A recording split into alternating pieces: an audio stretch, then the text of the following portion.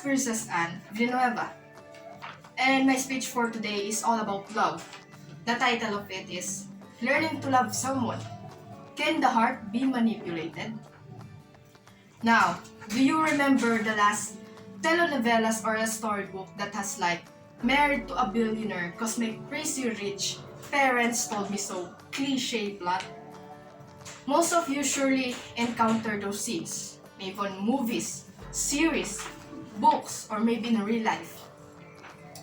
You can say that it's the talk of the town. But why? Why those plots emerging to literature or in real life? There is a line in Cinderella animated movie that says, "A dream is a wish your heart makes." On the lines, it said that the heart desired and burns you to achieve that dream. If the heart already decided what it truly wants, can you change it? Or somewhat fix it a little, like manipulating it? People pursue what they want despite of the obstacle they will stumble upon. And the beauty of it, they don't give up. They keep going on and on. However, there is always the left side of the story, the downside. While we were distracted, chasing our dreams, we forgot or sometimes we lost ourselves midway. Learning to love you is the first step to love others. In simpler terms, the heart belongs to only you. In this generation, we knew the trend.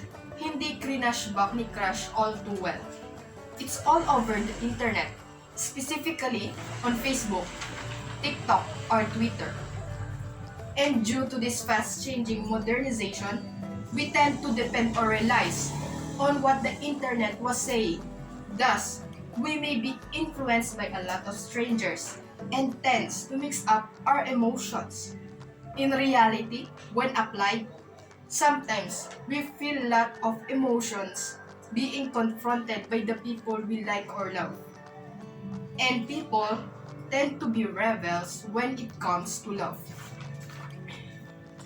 In fact, we still push through onto someone's life unconsciously, not knowing that we change just to please others.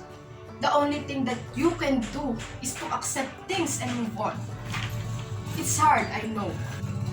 Though, you need to think about yourself too. For the heart that aches will heal when you try to amend it. Furthermore, what if someone like or love you but you don't?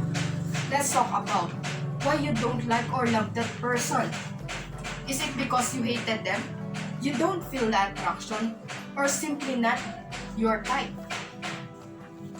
Once you learn to love yourself, it'll be easy for you to know when to reciprocate their feelings or confront them to stop.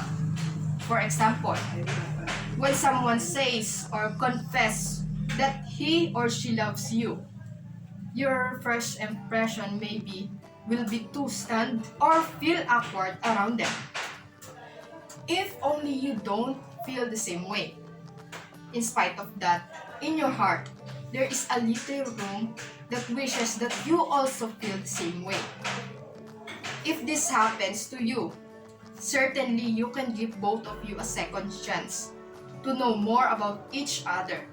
You can also reject it if you think it's the right thing for you. Moreover, I like to add our relationships with our very own family. Sometimes we may feel hatred or disappointment towards them, and sometimes curse them about you will never forgive them on what they do to you.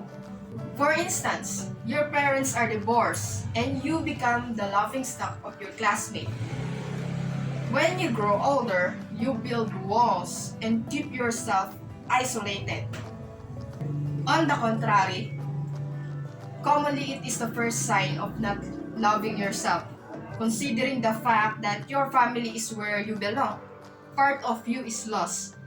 Hence, you need to learn to love them again in order to find your way into the light. Because happiness and love starts and continue when you learn to accept things. To summarize it all, learning to love someone is not hard or easy at all. We encounter many stages in life before we familiarize ourselves with it. Still, it's a good thing that we knew our importance first and keep yourself in the front list of learning to love someone, whereas the love comes within us.